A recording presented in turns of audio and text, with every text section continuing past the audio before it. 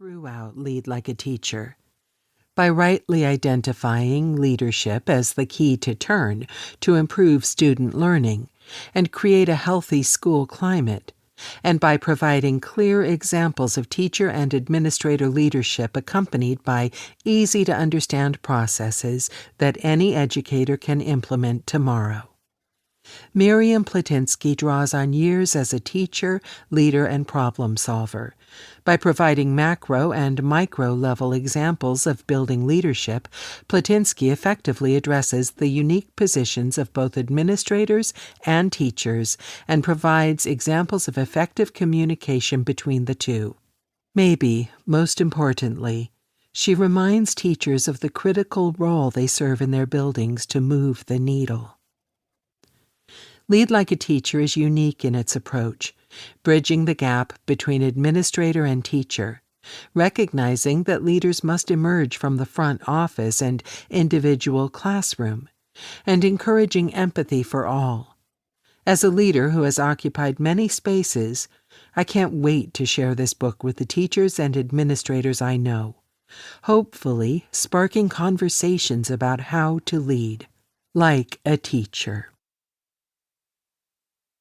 Forward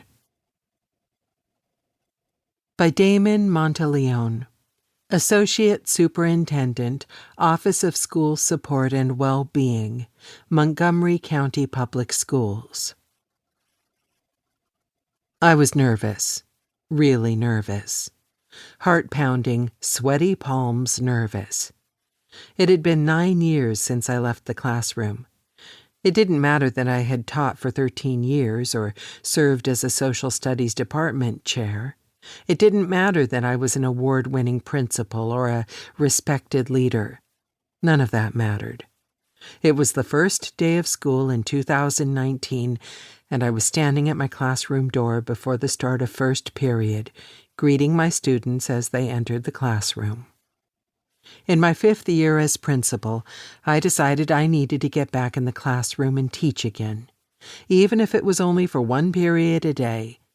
So much had changed in 9 years, from overheads and PowerPoints to smart screens, Google Classroom. How do I use that? Online grading platform? I remember carrying around my beat-up spiral grade book like it was the Holy Grail. Ubiquitous smartphones, helicopter parents, active shooter drills, and students increasingly impacted by poverty, mental health, and the overt racism and political climate they saw in the world around them. How was I supposed to navigate all that? Could I still teach? Did I still have it? The first period bell was about to ring, and I would soon find out. I always saw myself as a teacher's principal. I love instruction.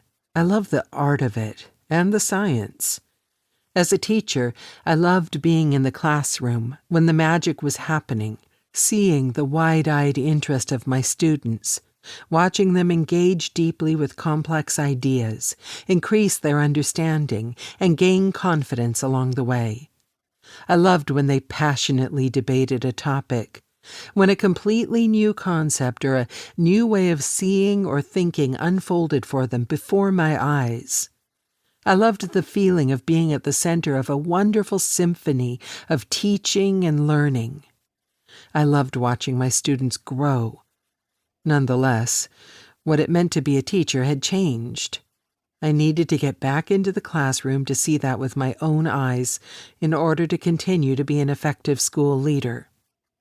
If I were to elevate the teacher perspective, build their capacity, and ensure I was fostering a school culture rooted in collaborative decision-making and a shared vision, I had to lead like a teacher. Miriam Plotinsky couldn't be more correct when she writes, "The journey to an ideal state of school leadership lies in the very foundation of education, teaching, and learning." Miriam is a respected colleague and a renowned instructional leader in our large, urban school district. She has an acute mind, not just for instruction, but for the intricate web that is spun between school leaders and their staff. In her role, she supports over 7